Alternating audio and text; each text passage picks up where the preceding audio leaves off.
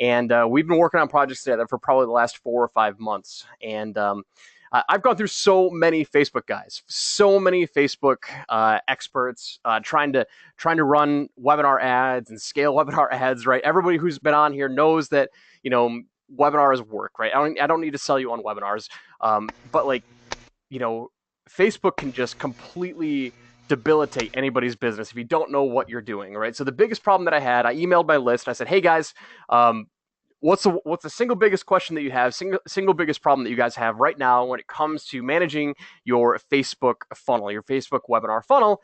And obviously, Facebook was the answer. So, so I asked Adam if he'd share some strategies with what we were doing to scale our Facebook ads to $3,000 a day. We were generating about, at its peak, we did $105,000 in 7 days.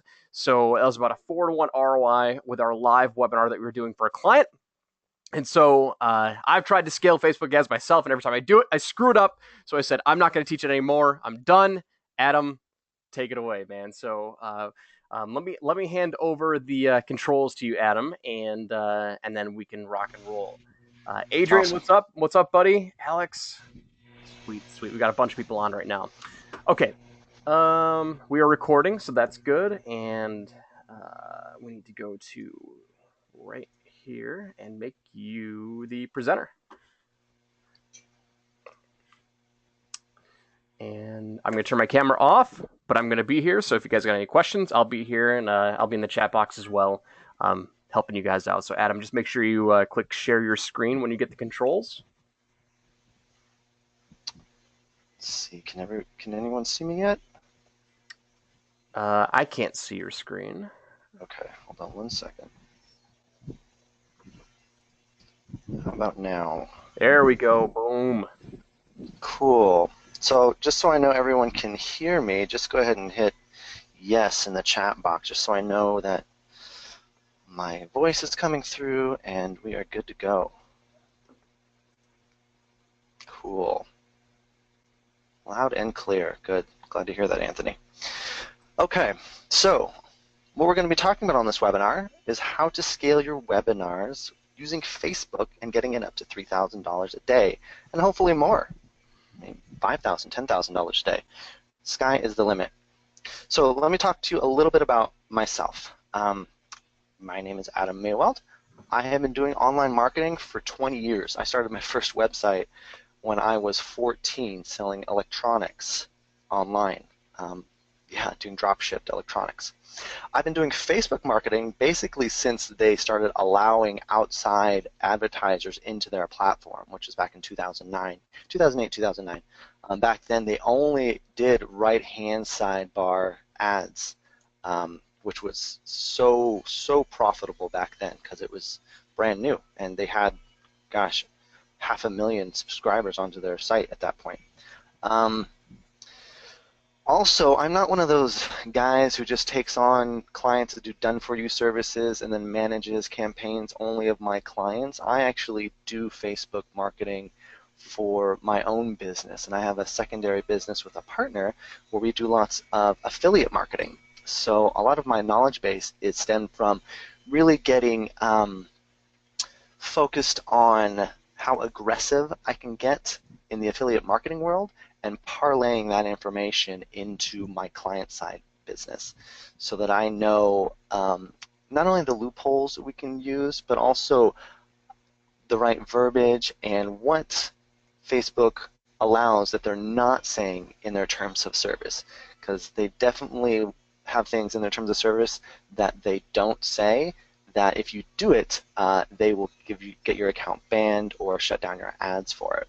So I practice what I preach. I'm in the trenches doing it on that side of the business, and I also do it for my clients as well. And then also I'm the owner of Paid Traffic Architect, which is a blog, and I just go over some of the things that I learn over the course of weeks and months doing Facebook ads. And that's just also where I do my done-for-you services. So I'm going to go over a couple of topics that I always stress with clients before I begin a campaign. And let's go over the first one. The number one problem I see with clients is they don't necessarily know their numbers. And I just had this conversation with a client of mine last week. So I'm giving you two different scenarios here. We'll go over this column right here. As an example, let's say you're bringing in 10 sales per month and you generate each sale is $5,000. So you're making $50,000 a month. Your cost per sale is $1,000. Okay, that's with your Facebook ads and maybe paying a sales guy to close the deal and you giving him a commission. That cost right there is $1,000. So your cost per month is $10,000. You're making a net profit of $40,000. Awesome. Okay, so as we scale Facebook ads, usually I come across people that when they start, they do fantastic. They are targeting the perfect interest groups. And that's great. You're going to get your lowest cost per lead, cost per application, and cost per sale probably, because it's very hyper-targeted. But when you start scaling, that's when things start to explode. At least that's when it looks like it's starting to explode. But in reality, you may not know your numbers. In the second scenario here off to the right is an example where we just doubled the sales. Okay, same price point. We're making $100,000.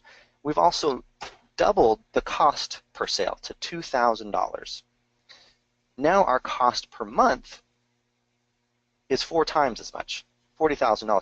We're still growing our business. And this part is so crucial to know your numbers.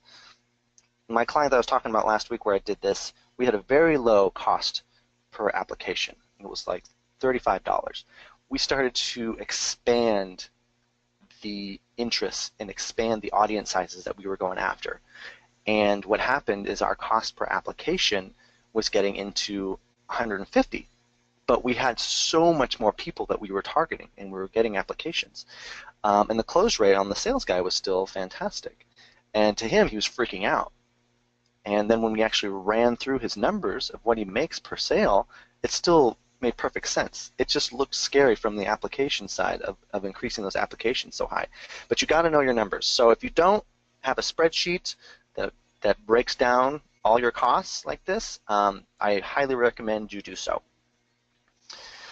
The other thing I run across almost every time with clients is they don't have the crucial elements set up yet. They don't have their pixels installed and they don't have their audiences set up. And to do scaling properly, the way I like to do it, you need to have both. You need to know your numbers, and to do that, to get your pixels to fire, and then you also need to be building audiences so that we can scale, which I'm going to be talking about in a few more slides. So if you haven't done this, please install your Facebook pixel. In this example right here, these are, at least for a webinar funnel, these are your essential pages. Basically all the pages within a funnel, you're going to want to put your Facebook pixel in. So your landing page, registration thank you page after they sign up to your webinar, your application page, the scheduler page, which is typically when they're looking to schedule a time with you, which is the thank you page to the application page, and then your scheduler thank you page. Now some people have this and some people don't, but if you do, just make sure to put the Facebook pixel on all the pages. After that, make sure you set up custom conversions. Don't use Facebook's old pixel. I still run across people that are still using that, which is fine, but you're going to need to update it because they're eventually going to remove that pixel. So just start using the universal Facebook pixel, and then you can create custom conversions in there. So your main conversions that you want to set up is your registration thank you page off of the webinar, the scheduler page, which is basically your application thank you page, and then your thank you page off of the scheduler if you have one. Audiences.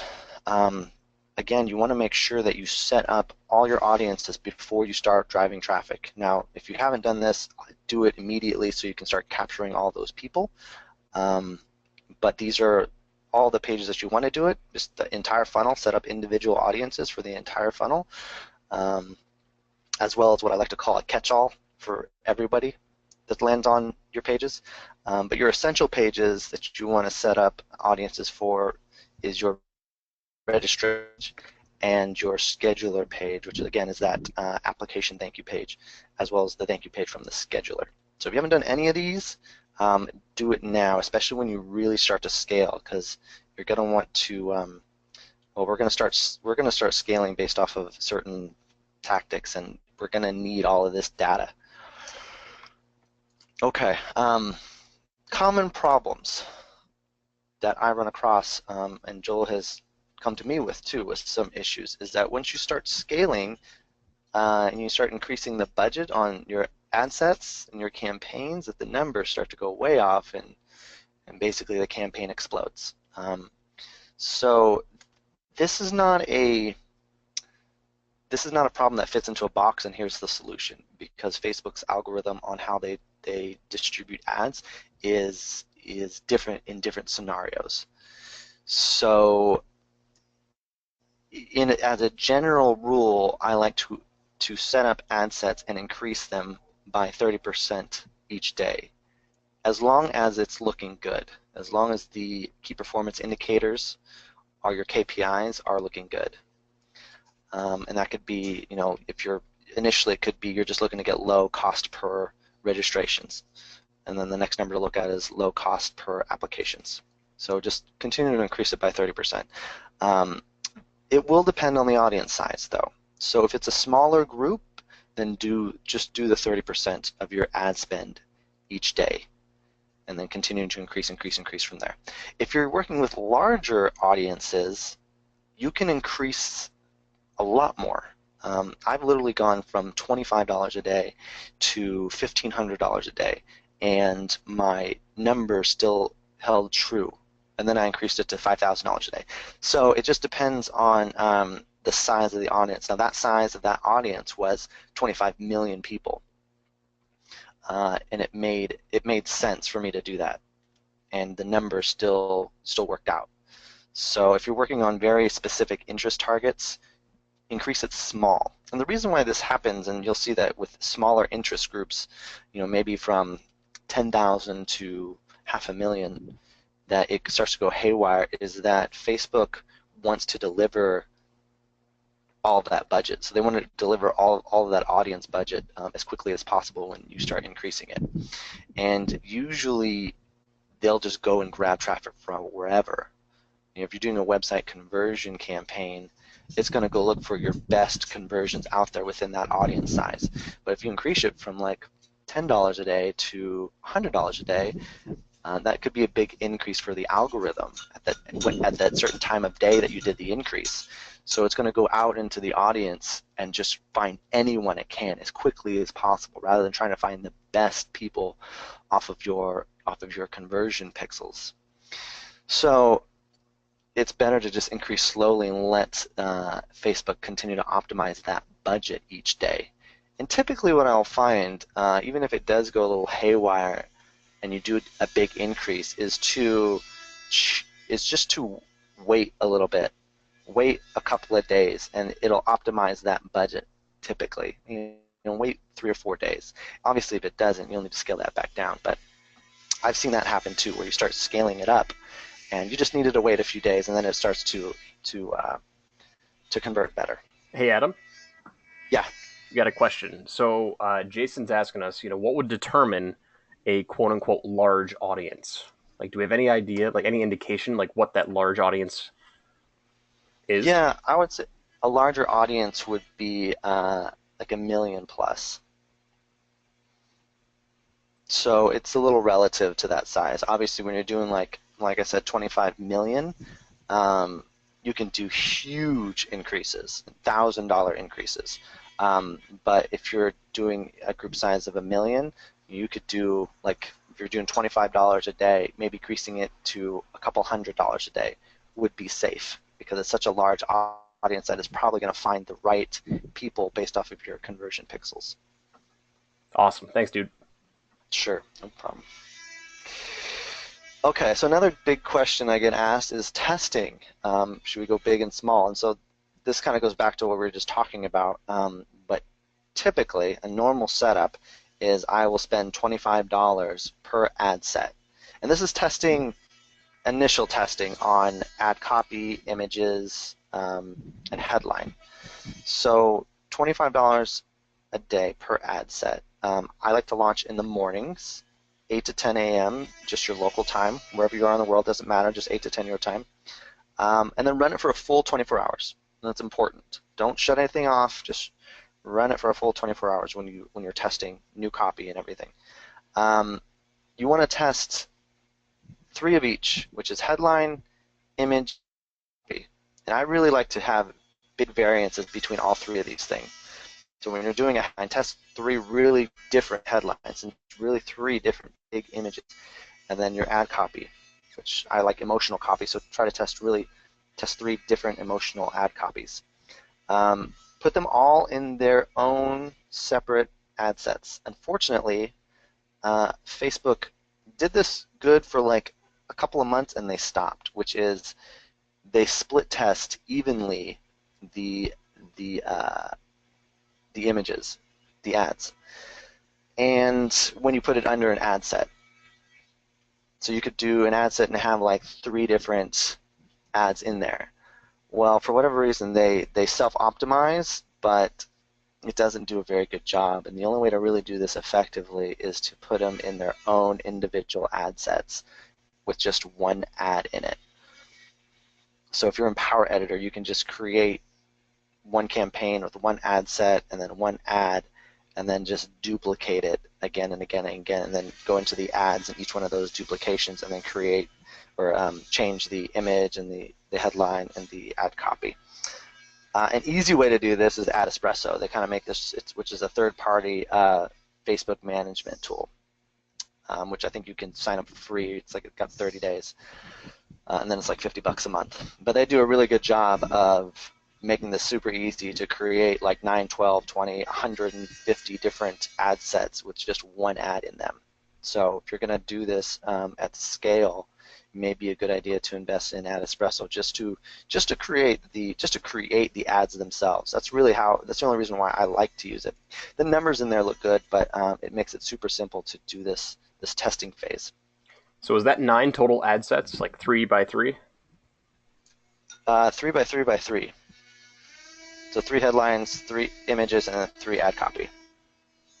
Cool. So is that 27 ad sets? So like when you're doing the total combinations of each? Yeah, exactly. Okay, cool.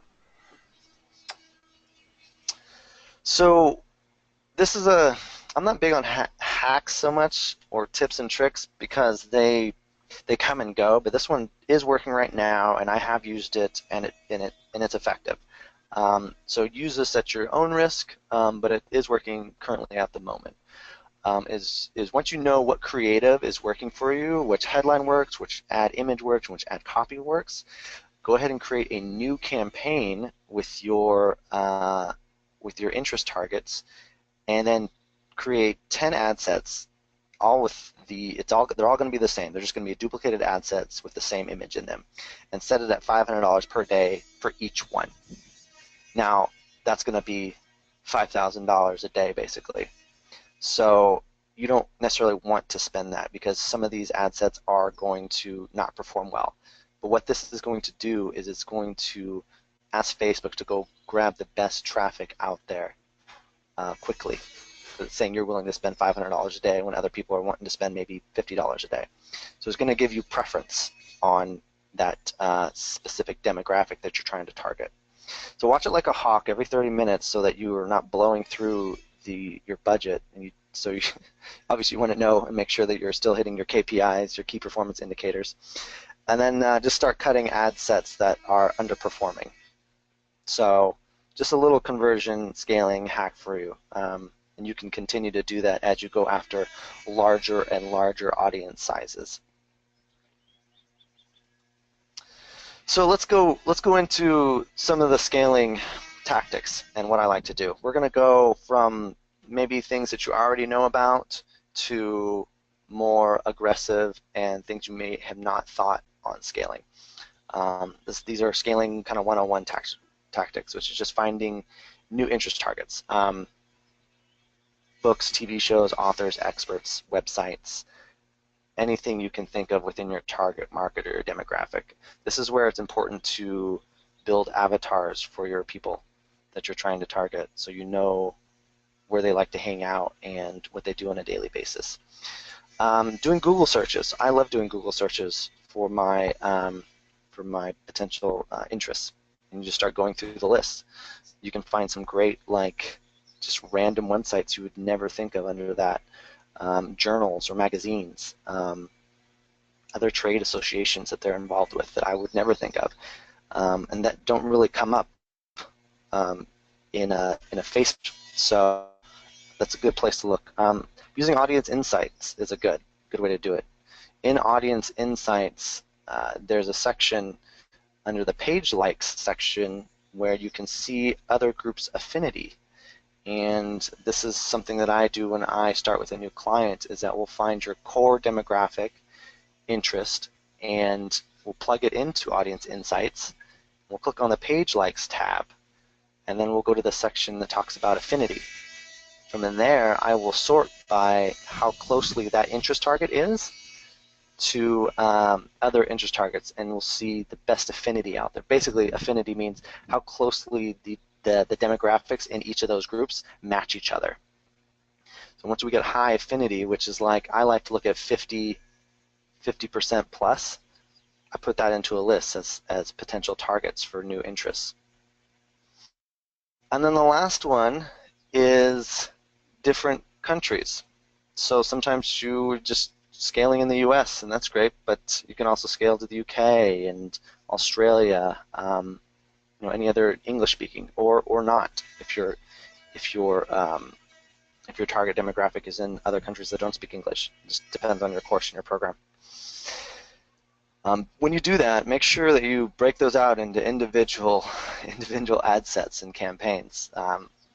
I can't tell you how many times I run across clients that even though they're targeting interests or countries that are in the same speaking language, they still put them in the same ad sets. So when you do that, just make sure you break them out so you can watch your numbers. Always are looking at your numbers. Make sure that the new country that you're jumping into, it makes sense. Another easy win for scaling is to test placements. I'm sure most of you test desktop. Usually is the best from a conversion standpoint, but not as much audience size is on desktop anymore. Great secondary spot is mobile, of course, mobile newsfeed, and you're going to be able to scale great there. One place I find a lot of people don't scale to is the right-hand side, and Joel and I know this from working together, is that on several campaigns that we've run together, right-hand side bar is working the best even. So if you haven't started testing the right-hand side, that's a great spot. If you have campaigns and ad sets that are working well and performing, just duplicate it and only select right-hand sidebar and see how it does. You may need to optimize the headline and the description because there's only so many characters that'll fit on that right-hand sidebar, and it doesn't look right when you use your original desktop or mobile ad copy and images and headlines onto the right-hand sidebar. So go in there and maybe just optimize it just slightly, but test it. I think it'll probably do well for you. Instagram, if you haven't started testing Instagram, I would do that as well. A little bit of a younger demographic, but depending on who you're targeting in there, it definitely works well. Lastly on the list, and this goes from best to worst, this list here, audience network. I have not found great results with clients doing the audience network, but it's something to test just to see if it does perform well for you.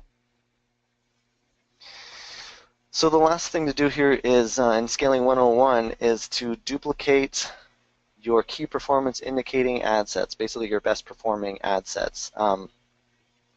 Test different daily spends. So there's a mantra out there to spend, you guys might not know this, but within some circles, to spend just $20 a day on your ad sets and then continue to duplicate those ad sets because you're going to get the best performing traffic.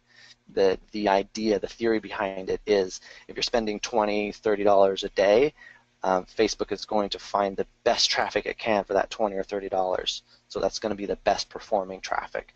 And then you just continue to duplicate the ad sets at $20 or $30. Maybe get 50 or 100 ad sets in there and just continue to duplicate. And then at that point you could just duplicate the entire campaign and then have another campaign of 100 ad sets all doing $20 a day.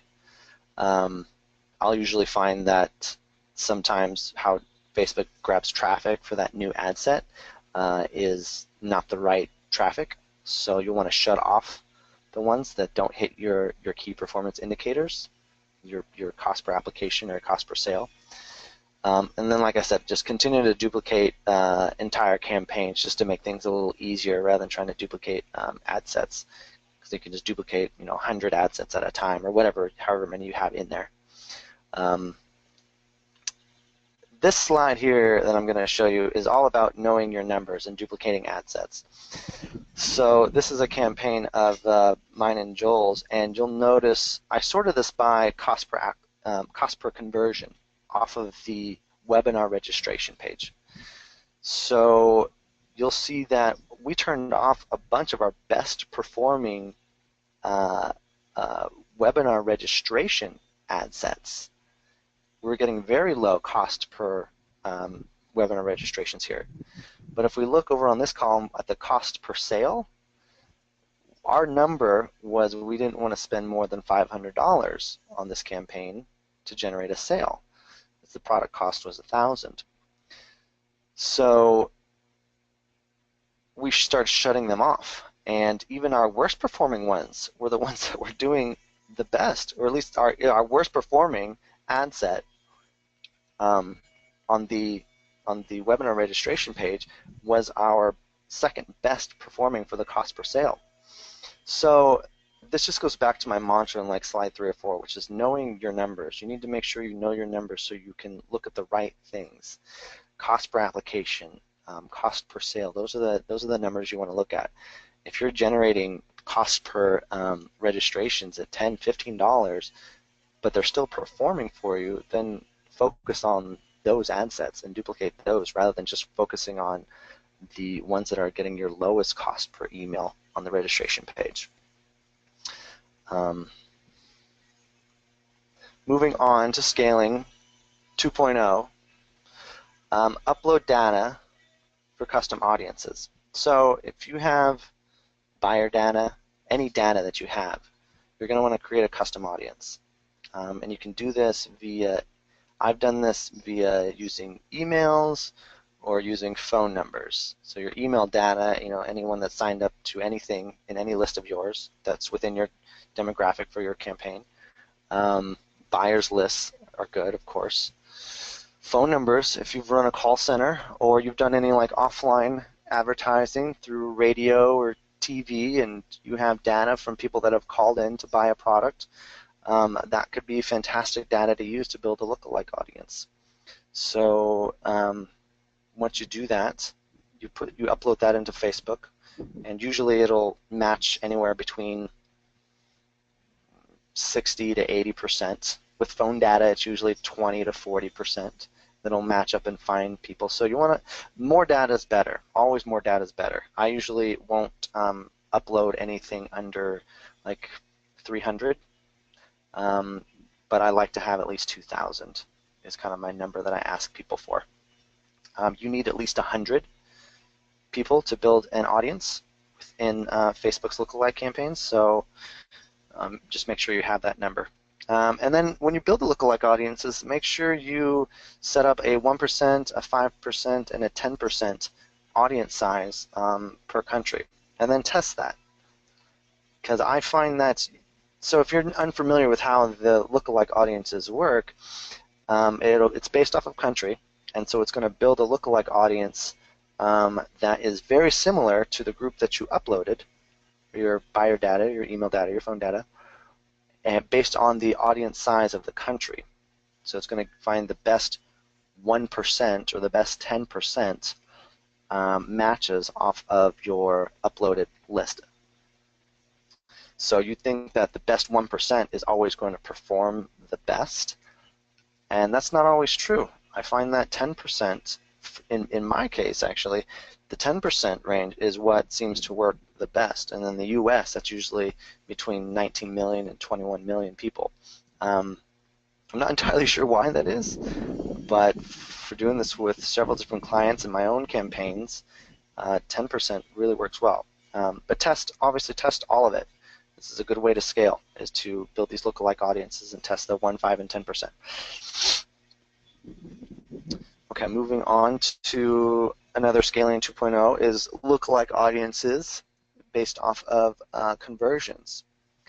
So you want to create lookalike audiences based off of your webinar registration thank you page. And again, this goes back into making sure that you have all your pixels installed and your audience is set up. So if you have your audience set up, do this. Create a lookalike audience based off your webinar registration page, of your thank you page. And then again, set up a 10%, a 5%, and a 1% lookalike audience. And then test your best creative off of that. Additionally, set up a lookalike audience off of your scheduler page, which is going to be your application thank you page. This page is probably going to convert better for you because it's people that went through the process of filling out an application. You're going to need a lot of people. You're going to need at least 100 applications to get to do this. So just keep that in mind. Obviously, the more applications you get, and so you can build a lookalike audience, the better it's going to perform.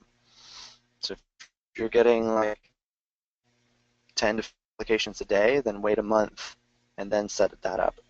The webinar registration page, you're probably going to have a lot more data there to build a lookalike audience, but it's not necessarily 100% the best quality person to build a lookalike audience off of. So do both, test both.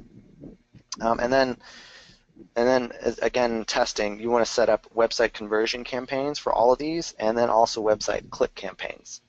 When Facebook goes out into these audiences on the objective, website conversion or website click, it's going to start looking for different types of people. So Facebook will know, okay, these people are, they're going to look for the website conversion objective. It's going to look for people that have converted the best for you. It's going to look for those types of people. Whereas with the website click campaign, it's going to look for people that like to click on things on ads. So kind of different people. Now, one may convert better. Website click may convert better than the website conversion. You never know until you really start testing. And that's why it's just so important to test all of this stuff. So yeah, lookalike audiences based off of conversions. This is something that I usually set up within the first month for clients. And it works extremely well for scaling, especially at the 10% range, because you're targeting a group of people that's like 20 million, at least in the US. So moving on to the last in my scaling kind of 2.0 is just start retargeting your high traffic pages, which really is going to be your landing page to your webinar. So create a retargeting campaign based off of your landing page, and then again test the website conversion pixels objective as well as the website click campaigns. Let's see. And then lastly, in my scaling 3.0, this is the one I like to use the most for clients that they don't know about, is just pixel only campaigns. So once you know, and this is after you've done all your testing and you understand who you're targeting, who your demographics are, everything, you want to make sure you know the country, the age, and the gender. Those are the only three that you really need to know for sure. You want to make sure you have at least 100 to 500 conversions. And conversions being, in this case, of your application. Once you have that finished, create a campaign targeting your country plus the right demographics, and create a website conversion campaign. And you want to focus on an application custom conversion pixel. You want to use your best creative plus your ad copy, and that's going to give you basically the entire Facebook ecosystem. So what's going to happen is the country, let's just say it's US, the age, let's just say it's between like 30, 55, and gender, let's say it's male. That group on Facebook is probably going to be around 25 to 40 million people. And how Facebook is going to drill down through that large audience size is based off of the conversion pixels, based off of people that have gone through your application and that pixel fired for that person. And Facebook starts building a profile of people that have converted off of that pixel. And so now what you're doing is you're going to tell Facebook, hey, here's this large audience, here's this pixel that we've been optimizing. I want you to go find people out of the 500 conversions that we've had, find people that are very similar to those 500 conversions, just in that 30 million audience size group. If you want to drill it down a little further, and if you see that the numbers aren't working out in your KPI, you may want to go and layer in some broad interests. So as an example, you could throw in like people interested in internet marketing or people that are interested in real estate investing. You're keeping everything else the same, but just layer in one other broad interest just to drill it down just slightly. And that seems to work really well for scaling. Then that's where sky is the limit. Now your cost per application might be a little high on this, but it does allow you to start spending $5,000, $10,000 a day if you want doing it this way. And then just as a test to flip over a campaign into website clicks as well. Since this is such a large audience size, it'll start going after people that like to do website clicks as well, and so those people may convert just as well. So that's really all of some of my main tactics for scaling Facebook ads. A lot of it's just about looking at your data, making sure your pixels and your audiences are installed, and creating new audiences and lookalike audiences based off of the traffic. Looking at your data and trimming the fat, and then scaling your best performing ad sets and copy. So Joel, that's what I got. So that's awesome, man. So I wanted to focus on one thing that was a game changer for us when we went to $3,000 a day plus, and then we'll take a couple of questions. But that pixel only campaign, Adam, that was really when like everything started to shift. Right, when we already had a whole bunch of data on how much it was costing us to acquire a customer, and as soon as you started doing pixel only, we were getting $100 to $200 cost to acquire a customer for $1,000 offer. So, can you explain kind of like how to set that up, like the actual technical details of like how to set up a pixel only campaign? Because I know I had no idea what a pixel only campaign was when you were telling me about it, and I don't think anybody knows what a pixel only campaign is. It's actually really simple. It sounds like, oh, pixel only, how you do it, but actually it's very simple. First thing, again, is you've got to make sure that your campaign is set up correctly. You have to make sure your pixels are all installed and set up. And then again, you need to make sure that you've had enough of the pixels firing. I like to say like 500 is a good number. I think you and I, when we did it, we started at a little bit lower, maybe 100 to 200, and it still worked out great.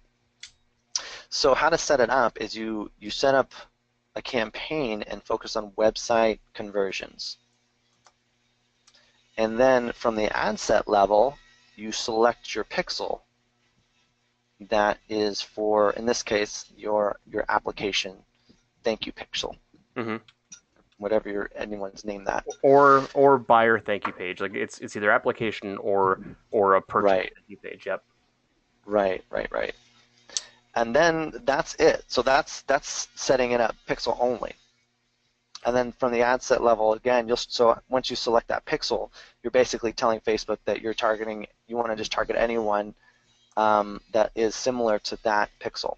And then from there, you layer in a couple of other elements, which is the country demographic and your age and your gender of your best performing buyers. So that's it, right? It's just the audience is just so you don't do like a lookalike of the pixel, right? You just say in my target. Okay, let's say I'm targeting the country U.S. male, 30 to 40 years old, and people who and this conversion pixel, this custom purchase or application conversion pixel, and then it goes out and does the rest.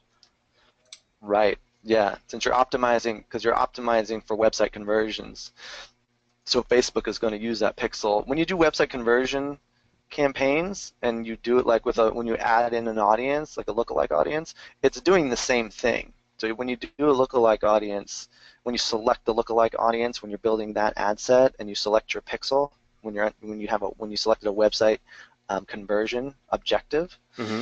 it's doing the same thing. It's just you're doing it within a lookalike audience. So it's going into this audience size of maybe 2 to 20 million, depending on the percentage that you chose, and it's saying, hey, go find me the best converters based off of my pixel. So we're just eliminating a lookalike audience or any other targeting in general, and just saying, hey, Facebook, I want you to do 100% of the work. I don't want you to narrow it down through a lookalike audience or even interests. I just want you to go out there and find them in the ecosystem. So Awesome. it makes it really easy to scale. So Dimitri has a couple questions. He's saying, how long will the initial ad sets run for when you're doing your initial testing? I like to run them for a full 24 hours just to figure out which ad copy and images are working the best. Okay. And then from there, you trim the fat, you get rid of the ones, your underperforming ones. I typically will just set up a new campaign with those new ad sets that are working well, and then scale them up from there. Awesome. So Dimitri had another question. He said, why not do that for every campaign once your pixel is built? You do that for every campaign. Like, that's the end goal.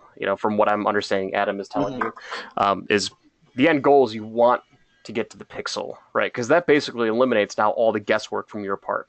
So right. you did all the guesswork in trying to find all those people, and you got those conversions. So you put the hard work in up front to get those conversions. Now Facebook is building that internal database, their internal list based on the pixel fire. And so now they've got way more data than you ever will know about your target audience. Exactly. And saying, okay, these people not only do they want to sign up for a webinar, but they're also buyers, or they're also action takers. And so they're going to go out and find all of that similar data, all the hyper psycho cybernetic shit that we have no idea is even related to the other buyers. As an example, like, there's data that we can select as interest targets, but there's data that Facebook knows just by how people like, share, and comment on things. Like, we may find that, or Facebook knows this, but as an example would be just based off of the pixels and our conversions, that our group of 500 people that have fired the pixel off of a conversion, that all of these, the similar thing is they all like Starbucks, they like playing video games, they like certain pages that we don't have access to. They all drive certain types of cars. They may have all children. And some of that data we can access, but some of that data we don't know. But they pull all that data together, and they build an avatar, basically, is what they do for each one of, or for the whole pixel group that we've been optimizing. And that's why it works out so well, because they have way more data, way more access to their information than we do. So it could be pulling 20, 30 different like little data points to build this avatar, this perfect person that they then go out using our pixel. They go out and find other people that are similar to that, like McDonald's or like Starbucks, and then also drives a certain type of car or lives in a certain area of the country. So.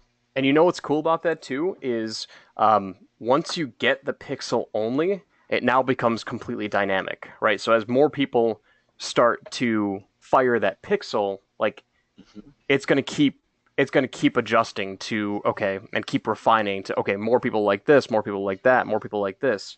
So it like eliminates the guesswork, right? I mean, that cut our costs in half, and it immediately doubled our ROI, and we were able to cut some ad sets that were performing and we were profitable, but there were others that were 4 times more profitable.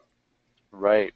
Which is why I say it's important to do this after you have a good amount of conversions already done, already fired on the pixel. Because if you start doing it too soon, you will spend a lot for a conversion because Facebook doesn't know what to go look for yet. They don't have a good profile of what a conversion looks like for you. So once you have a good 500 conversion fires, pixel fires, they have a pretty good understanding of what a buyer is to you. So that's why it works out so well. If you start off like with less than that, it's going to continue to self-optimize, but it's going to be higher cost. And you can do that. I've done that before, where we just know. We know it's going to be a higher. The costs are going to be higher, but it's going to continue to self-optimize. So we're just buying data. We're just buying data to get that pixel to fire, knowing that that's still going to be our best performing campaign. It's just we got to get enough conversions in there so that Facebook optimizes it, and then we can continue to scale it once it's the cost per lead or cost per application goes down. Awesome. So Jason says, for the pixel only campaign, so you choose the conversion pixel, you select the age, country, and gender, and you don't need to touch anything else, right? That's it. Correct. Yep. That's it. Cool. So like when we do the pixel only campaign, like we're at a point of scale now, so we should be, because you're just targeting by those three demographics, so you should have like what did you say, like 5 to 20 million person audience to choose? It's usually like, depending on how big your age range is and your gender, but it's usually like between like 30 and 50 million. Okay, awesome. So that's when you get to point of scale, and by that point, you've already bought the data. So you've already bought which winning ad sets or which winning ads work, headlines, the whole 9 yards. So, sweet. Dimitri says, do you kill your initial ad sets even if they were performing well? If they start getting out of our KPIs, then yeah. So if we see that the ads are getting, or the sales are getting, it's costing us too much to generate a sale, then yeah. But that may be more of ad fatigue rather than the audience being bad. So that's when you start seeing, when you had a performing campaign or ad set and the ads start not performing as well, that means you need to go back into your ad copy and images and headline and start testing. Because I have a client right now where their audience size is only 100,000 people, and every week they have to create new, because they're spending a decent amount of money a day, but every week we have to change out the ads, and we get another 5 to 10 applications a day for that funnel. But after a week, it starts to go in 1 or 2. We change out all the ads and the images and the copy, and then it rolls back again to 5 to 10 applications a day. So awesome. It's knowing your numbers. So JR says, how many ads total do you launch when you start a new client, and do you have a graphic or outline of those specifics? For example, number of campaigns, ads, ad sets, and ads. So some of that will be dependent on your comfortability on how much you want to spend a day. Obviously, for me and working with clients, it just depends on what they're comfortable with. Sometimes it's $100 to $200 a day, and sometimes it's $1,000. So, as if we have $1,000 a day to spend, we can test more upfront rather than just spending $50 or $100 a day. But like I said initially, I like to do $25 a day per ad set and run it for 24 hours, and then start trimming the fat from there. So if we $25 a day times however much we can spend per day as a total budget, then that's there's no right or wrong to that. It's just whatever you're comfortable with testing on a daily basis. Awesome. So he says, they say, is a pixel lookalike the same or as effective as, say, a lookalike audience of 1,000 existing customers? They're equally good. I wouldn't say one is better than the other. One may just have a limitation of scale. Because with the pixel only campaign, like again, you're targeting, depending on your demographics, you could be potentially targeting 30 to 50 million people in the U.S., whereas a lookalike audience, if you do 10%, it's going to be at its height 20 million. So I don't think there's one right or wrong. I think if you have the budget to scale, do both. Mm-hmm. Do both and watch both. Just in how I typically run campaigns is I will do lookalike audiences based off of buyers initially to start getting the pixels to fire, because that's going to be the best data that we have access to. We have buyers list that we can build a lookalike audience off of, and I'll probably start it at 1% because that'll more than likely be the best optimized audience size. And then from there, we'll try to get the lowest cost per application and the lowest cost per sale while we're firing our pixels, so that we're building up enough data to do the pixel-only campaigns. Nice. Yeah, that makes sense to me. Cool. Yeah. So, I guess parting thoughts is like, so if you're just getting started out, right? Adam, tell me if this makes sense for anybody who's interested in doing doing a new campaign. Like, let's say you're just starting out, you're just launching, so you don't have you may not have any sales yet or any applications, right? So it's going to be easy to start generating. It should be relatively simple to start generating just just webinar registrations. So is it worth doing, like, once we get, let's say, 100 registrations, webinar registrations, or 200 webinar registrations, is it worth doing a pixel only campaign at that step until we get enough of the end goals? Or I wouldn't yet. There may not be enough good, because at that point you're not necessarily sure about the applications or the sales yet. So while you're getting people to go through your first hoop, the first part of the funnel, which is to sign up to the webinar, you don't necessarily know if that's the right people. And even you and I ran into this problem initially, which is we were getting low cost per webinar registrations, but when it came to after watching the webinar, they weren't buying really. So we had to go back into different types of interests and different targets and restructure the groups that we were going after. And then I remember we kept the cost per webinar registration low, but then those people, after we re-optimized, those people were the ones that were buying. So I would always say pixel only until you have enough data through your entire funnel, enough pixel fires. If anything, I would build, if you have no data and you're just starting out, the first thing to look at is obviously the webinar registrations. So once you have 300 to 500 webinar registrations, then build a lookalike audience based off of the webinar registrations, and then do that and focus on that group, and then continue to trickle down. And even then, like, only do that once you've exhausted what you currently are doing. Mm-hmm. Yeah, that makes total sense. Total sense. Yeah. Awesome. It just depends on your budget. Yeah. Yeah. So any other questions we have?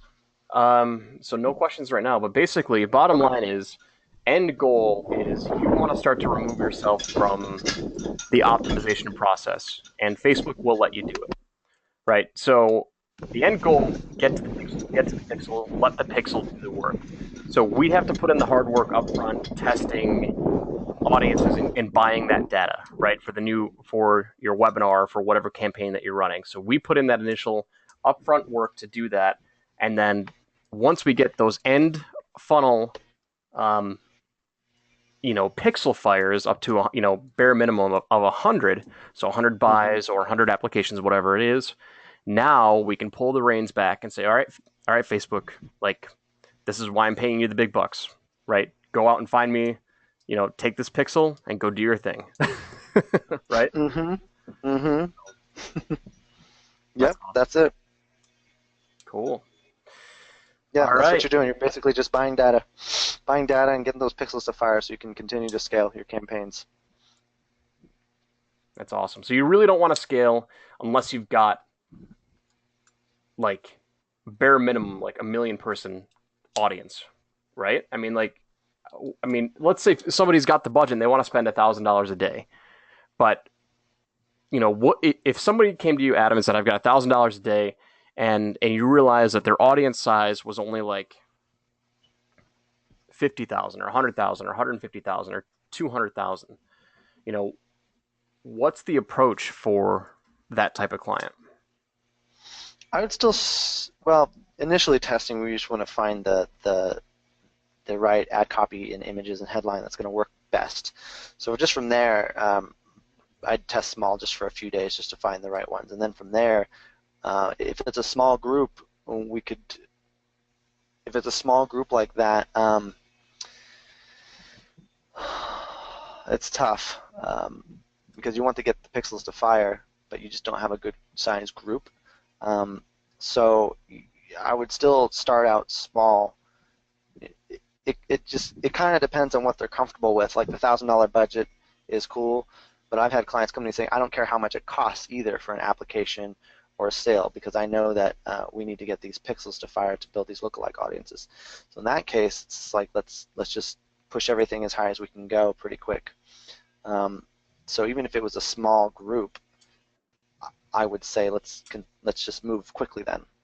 Cool. We'll start off at $25 a day, and we'll jump to $200 to $500 to $1,000, and then just replace ads pretty quick because they'll get fatigued in a small group. That's more of the issue is when you run into is that a small group, when you start scaling that much, is that the ad fatigue is going to happen. So that your ads just aren't going to perform very well because they've seen it maybe a couple times, even maybe 3 or 4 times. So you just got to keep refreshing the ads in a small group until you hit that comfortable number with your pixel fires, and then you can start building your lookalike audiences and your pixel-only campaigns. Makes perfect sense, man. All right, so that's all the oh, hang on, we got one more that just came in. Do you find driving people directly to a webinar page converts less than people going to a plain squeeze or opt-in page? So that's an interesting strategy. So I've found I like to send them straight to the webinar registration page, right? It really depends on what the webinar is. Like if you're doing an automated webinar, sending them to an application, I go straight to the webinar registration page, and starting to get those end pixels to fire. I've tested doing a lead magnet beforehand, just kind of throws another monkey wrench in there. But from that point, you really have to understand that, like, if you're going to an application, high ticket sale, whatever it is, you're targeting a small segment of the market, right? So I found this data the other day. There's like 7% of people in any market, for the most part, are ready to buy now, right? That's who you're targeting with the high ticket application. Like you're normally just solving a pain that you need to solve now. So like you don't want to put them through more hoops. Like that's why you're charging them more, is because they're taking up your time, or you're guaranteeing a better result, whatever it is. So putting a step in front of it, you may be losing that already small segment of the market. Now, if you were driving them to a live webinar once a week where you're selling $1,000 or $2,000 product, where you might need to educate them a little bit more, then a lead magnet may help you increase your costs or decrease your costs, because you have an extra warm up step in there. So, hope that helps. I have an interesting case study too about that. So most of these funnels is webinar registration page and then to the application, or the webinar and then the application. We had one where it was a VSL. This was recently, and it was there's just an opt-in page, put in their email address, and then they go watch the video sales letter, and then that would take them to the application. Well, we found that we weren't getting a lot of people to put in their email address to go watch the VSL. So we removed that step and we sent them straight to the VSL, and that actually started getting applications because we were getting people to start watching the video sales letter. So, like Joel was saying, I think it does depend. It just depends on your target market. To do some split testing and see how they're going to respond to that specific funnel. I didn't think that was going to work, and it did. So it's just to show you to test everything. Yeah, I think at that point, it all depends on now quality of your application, right? Because there are certain funnels where you can generate a shit ton of applications, but are they actually going to pick up the phone when you call them? And I don't know. I've tested that as well. So That's what I thought too. And he was converting. He had like a $30,000 sale off of one of his applications. I was amazed. I was amazed it was working. That is the problem though with that, right? Because they're not jumping through any hoops, so they're probably not as qualified. But it was in Australia, and I don't know. Maybe they maybe they're okay with that. Awesome. All right. So we're running just about an hour, so we'll take about 2 more minutes of questions if anybody has them. I want to respect Adam's time. He was gracious enough to let us into his secrets and let us into his his methodology. So Secret tactics. secret tactics. Yeah, man, that was it's a golden nugget, man, with the pixel stuff. That was I didn't even realize that's what we were doing. So all right. Yeah, it works out great. All right, so I don't see any other questions coming in. I want to thank everyone for joining us. You guys are awesome. I respect all of you. I appreciate all of you. Thank you, Adam. That was really really great content. I really appreciate your time. Thank you for sharing it with our list. If you guys are interested in having Adam manage your ads, I can't recommend him enough.